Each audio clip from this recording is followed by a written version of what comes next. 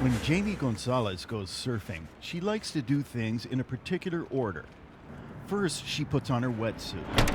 Then she waxes her board.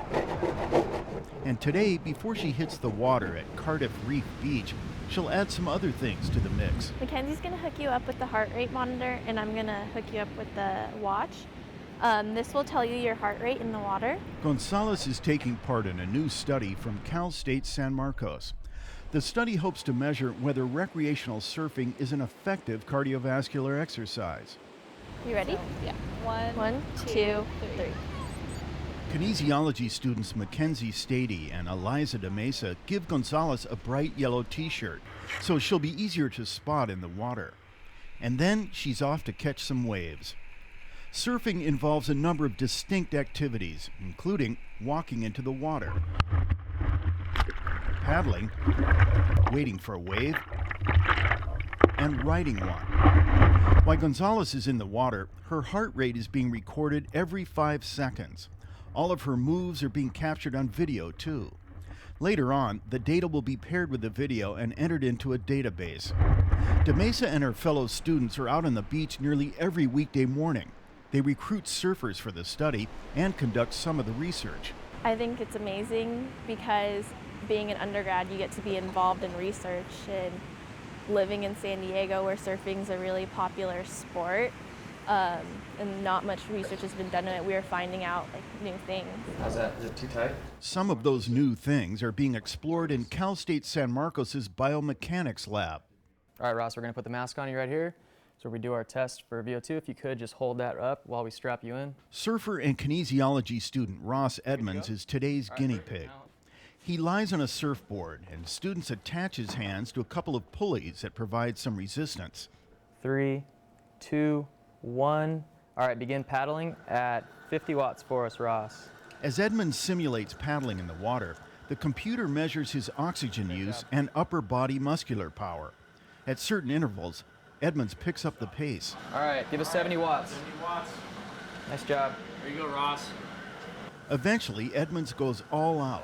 83 watts. Keep digging. Big set, big set. Keep going, keep going.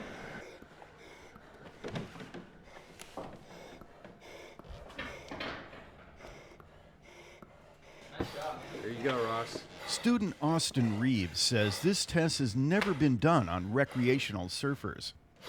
So we're trying to figure out whether a day out in the water for recreational surfers is actually equivalent to individuals who go to the gym and run or lift weights.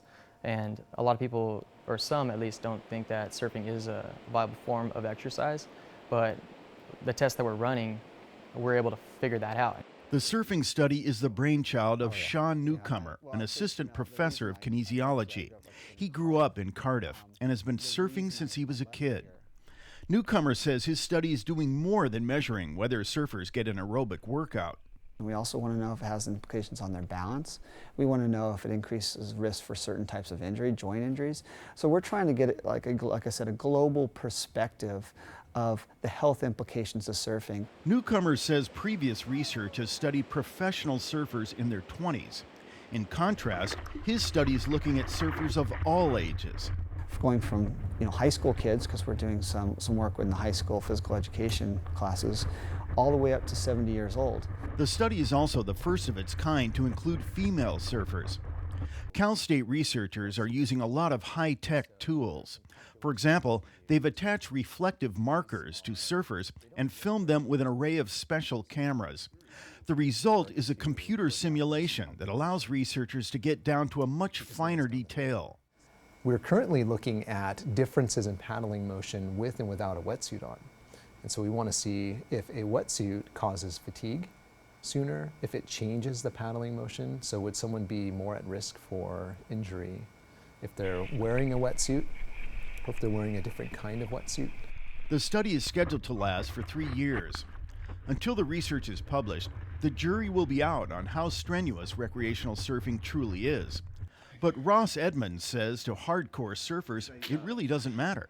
I think it's more for fun and enjoyment and personal satisfaction. If it's a form of exercise as well, that's just even better. 90 surfers have taken part in the study since it was launched last September. The goal is to get 600 surfers involved. Kenny Goldberg, KPBS News.